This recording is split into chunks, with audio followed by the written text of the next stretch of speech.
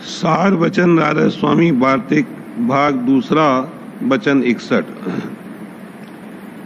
जिसको शब्द मार्ग की चाह है और उसको उसके भेदी संत मिल जावें तो मुनासिब है कि तन मन धन उनके अर्पण कर दे और उनसे जरा दरेक न करे।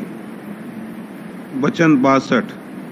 नाम रसायन के बराबर कोई रसायन नहीं है। जिसने यह रसायन बना ली उसके पास सब रसायन हाथ बांधे खड़ी हैं। जब खाविन कब्जे में आ गया तब जोरू कहाँ जा सकती है। वचन 63। मुक्ति में बड़े भेद हैं। कोई तीर्थ और व्रत करना इसी में मुक्ति समझते हैं। कोई जब तब को मुक्ति रूप जानते हैं। कोई त्याग में मुक्ति मानते हैं। सो यह सब गलती में पड़े हैं। संत यह कहते हैं कि जब तक सुरत अपने निज मुकाम को न पावेगी तब तक मुक्ति का होना सही नहीं है। वचन 64। वेद से आदि लेकर जितने शास्त्र हैं और खट दर्शन और चांद्रायण से आदि लेकर जितने व्रत हैं और जितना पसारा इस लोक का है सब नाश होंगे। एक संत और सेवक बचेंगे। इससे लाजिम है कि संसारी प्रीतों को कम करें और संतों से प्रीत बढ़ावें। उनकी प्रीत सुख की दाता है और धन और मान और स्त्री और पुत्र की प्रीत दुख की दाता है। वचन 65। पंडित और भेख से जीव का उद्धार नहीं होगा। जब तक संत दयाल न मिलेंगे और किसी से इस जीव का उद्धार नहीं होगा। सो जहाँ तक बन सके संत दयाल का खोज करके उनकी शरण पड़े तो एक ही जन्म में उद्धार है। वचन 66। जो संत ग्रस्त में रहते हैं उनसे बहुत से जीव पार होते हैं और जो भेख में होते हैं उनसे उद्धार किसी का नहीं होता। पर जो संत दयाल हैं वह गृहस्थ ही में रहते हैं। वचन 67। मालिक ने यह फरमाया है कि साध और प्रेमी जन मेरी देह हैं। जो मेरी सेवा करना चाहें तो मेरे साधुओं और प्रेमियों की सेवा करें। और लोग बावले पानी और पत्थर पूछते हैं। गुरु भक्ति और सत्संग और साथ सेवा जो मुख्य है सो कोई नहीं करता है। वचन 68। इस वक्त के जीवों के वास्ते पहले गुरु भक्ति और सत्संग चाहिए। इसके बिना काम नहीं होगा। वचन 69। सत्संग में आप बैठने से कर्म नहीं कटते हैं। सत्संग का जो कर्म है उसके करने से कर्म कटते हैं। वचन 70। हर कोई नाम का सुमिरन करता है और कुछ भी अंग उसका नहीं बदलता। सबब इसका यह है कि पोथियों का लिखा नाम जपता है। किसी साथ का बताया हुआ नाम जपे तो खबर नाम के रस की पड़े। क्योंकि संतों ने अपने हृदय रूपी जमीन को कमाकर नाम रूपी दरख्त लगाया है और उसका फल खाते हैं। जो कोई खोजी प्रेमी नाम का उनके पास जावे उसको नाम का फल देते हैं।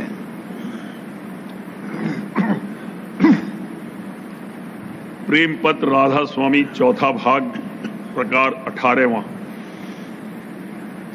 सैर और तमाशे का शौक सबके दिल में रहता है और उसके वास्ते तन मन धन खुशी से खर्च करते हैं। अंतर में अभ्यास करने से बहुत भारी सैर कुदरत की नजर आ सकती है। इस वास्ते उस तरफ भी सबको थोड़ी बहुत तवज्जो करना जरूर है। दुनिया में कुल आदमियों को चाहे मर्द हुए या औरत नए शहरों और पहाड़ों और नई नई चीजों के देखने का शौक रहता है और इस सबब से लोग हमेशा तीर्थ और मेले और तमाशे और सैर के वास्ते दुनिया भर में चलते फिरते रहते हैं और नए मकानों और शहरों और पदार्थों और पुराने वक्त की यादगार इमारत और चीजों को देखकर खुश होते हैं। इस कार्रवाई में खर्च भी बहुत पड़ता है और रास्ते में थोड़ी बहुत तकलीफ भी होती है, लेकिन इस सब को बर्दाश्त करते हैं। कोई कोई मुश्किल और खतरनाक रास्ते और मुकामों में बहुत सा धन खर्च करके और तकलीफ उठाकर जाते हैं और वहां का हाल दरियाफ्त करके राज दरबार और लोगों को खबर देते हैं। जो कि मनुष्य की देह कुल रचना का नमूना है और जो कुछ की बाहर रचना में है वो सब नमूने के तौर पर हर एक आदमी के घट में मौजूद है। फिर जो कोई की सच्चा शौकीन सैर तमाशे का है उसको चाहिए कि अपने घट में चलना शुरू करे, तब ऐसी अचरजी सैर नजर आवेगी कि जिसकी तारीफ कहने में नहीं आ सकती और जिसका अंत और पार नहीं है।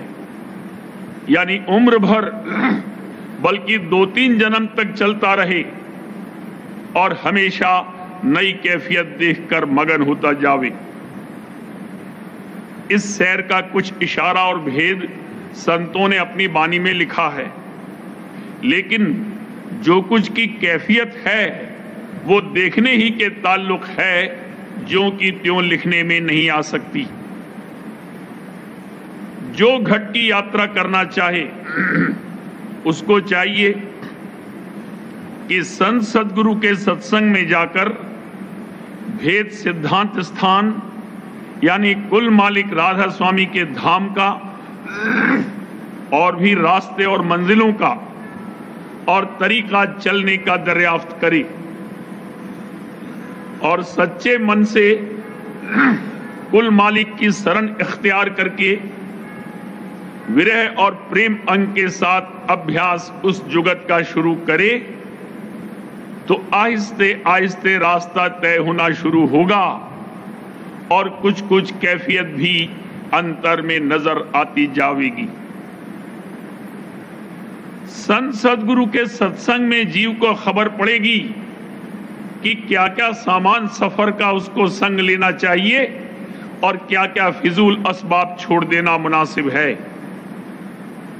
यानी कौन कौन अंग और खवास इसको धारण करने चाहिए और कौन कौन विकार हटाने चाहिए, तब रास्ते पर चलना आसानी से बन सकेगा। जबकि दुनिया के सैर तमाशे और यात्रा वगैरह को लोग जाते हैं तब अपना कारोबार और घर-बार कुछ अरसे के लिए छोड़ देते हैं,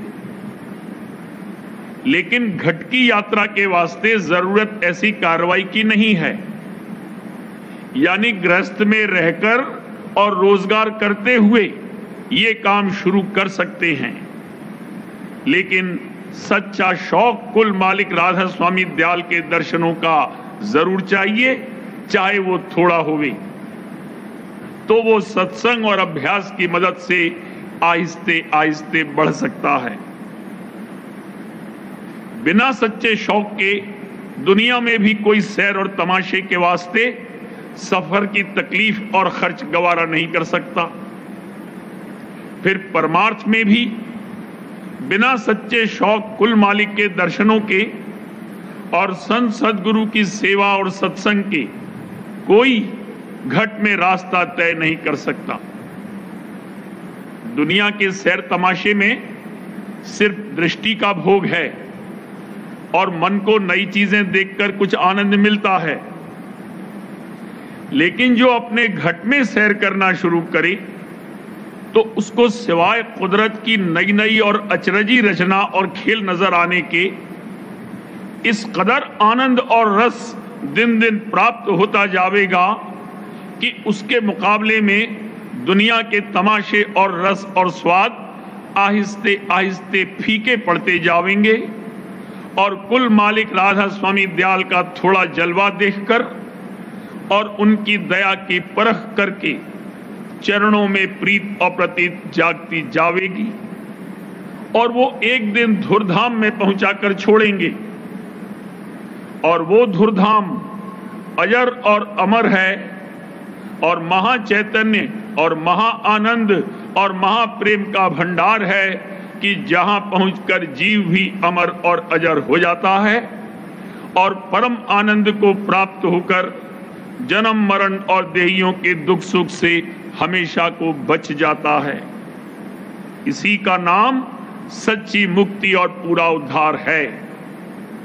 सो ये भारी दौलत घट में चलने वाले को मुफ्त मिलेगी और सहज में उसका निर्वाह हो जाएगा।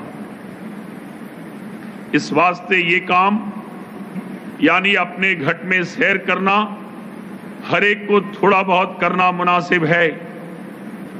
इसमें दोनों मतलब बढ़ के प्राप्त होंगे, यानी ऐसी सैर कुदरत की नजर आवेगी कि जिसका नमूना इस दुनिया में नहीं है और बढ़ का परमार्थ सहज में बन जाएगा कि जिससे माया के घेर और आवागमन के चक्कर से कि जिसमें कुल जीव फंसे हुए दुख सुख भोगते हैं कतई छुटकारा हो जाएगा। जबकि लोग दुनिया में ऐसे ऐसे मुश्किल मुकामों पर जाना मंजूर करते हैं कि जहां जान का खतरा भारी है, फिर बढ़की सैर ऊंचे से ऊंचे मुकामों के वास्ते निहायत आराम और आसानी के साथ घट में चलने की कार्रवाई खुशी और शौक के साथ करना चाहिए, खासकर जबकि संत सद्गुरु भेदी उन मुकामों के भाग से मिल जावें और अपनी दया और मेहर से रास्ता तय करने में मदद देते जावें। दुनिया के सैर और तमाशे का फायदा और यादगारी बहुत कम और थोड़े दिन की है और उससे और लोगों को बहुत कम फैज और फायदा पहुंचता है। लेकिन जो कोई अपने घट में सैर करने का इरादा मजबूत करके और संत सद्गुरु की दया लेकर चलना शुरू करे, उसको जो खुशी और फायदे हासिल होंगे वो बयान में नहीं आ सकते और जो कुछ की फैज और जीवों को उससे पहुंचेगा वो भी बेअंत है। यानी उस एक चलने वाले के सबब से बहुत से आदमी उसी रास्ते पर चलना इख्तियार करके सच्ची मुक्ति और पूरे आनंद को प्राप्त होंगे और जन्मान जन्म के दुखों से बच जाएंगे।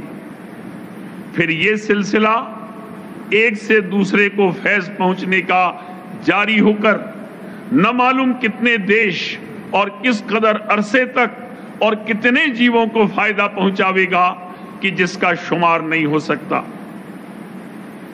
इस वास्ते जो कोई की सूरमा और हिम्मत वाले जीव हैं और सख्ती और नरमी और आराम और तकलीफ को वास्ते अपने और औरों के उपकार के खुशी से बर्दाश्त करने को तैयार हैं, उनको जरूर इस तरफ तवज्जो लाना चाहिए। यानी घट का भेद संत सद्गुरु से लेकर जरूर इस रास्ते पर जवा मर्दों के मुआफिक कदम रखना चाहिए। तो ऐसी हालत उनकी देखकर कुल मालिक राधा स्वामी दयाल उन पर खास दया फरमावेंगे, यानी उनका काम सहज में पूरा करेंगे।